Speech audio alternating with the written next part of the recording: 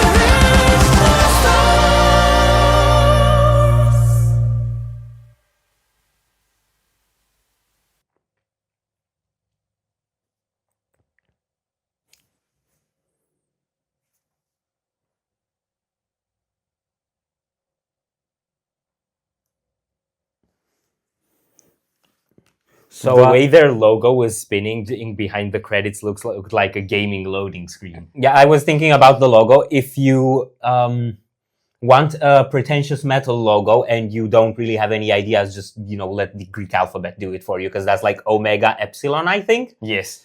I'm not sure if it's an epsilon. I don't know how many versions of E the Greeks have. I don't know either. Also, they always look different depending on if it's a capital or a lowercase and if it's handwritten or typed. This took me for a loop, because when we saw them live, the impression I got was pretty much textbook symphonic metal. I don't know why you got that impression. It was pretty clear to me that they were offbeat almost all the time. Yeah, and with some of those proggy tendencies, but it's not really the proggy tendencies that leap out to me. It's more that some of the melodies and combined with the aesthetic of the video also make it feel a little folky. And then when Zorana comes in with a freaking dungeon synth or whatever that is, it just becomes alien music and psychedelic a little bit almost.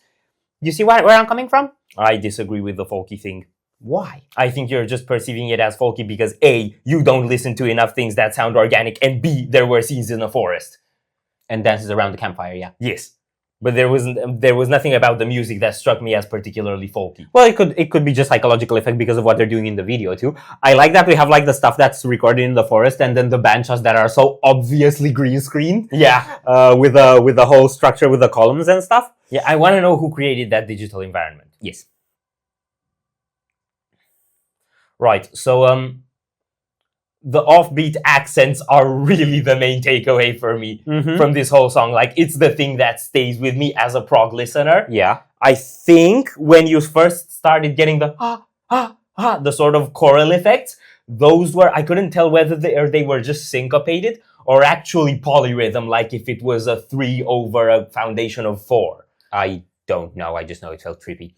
I know they were coming in 3s, but I didn't have time to also process whether the background was in 4s or 8s or 16s or something like that. Regardless, that sounded really, really cool. I think for the most part, the song was cohesive going in one chunk, and there were just 2 small sections where it like took a break into a quick atmospheric moment where you just had like keyboard, piano, orchestration, whatever.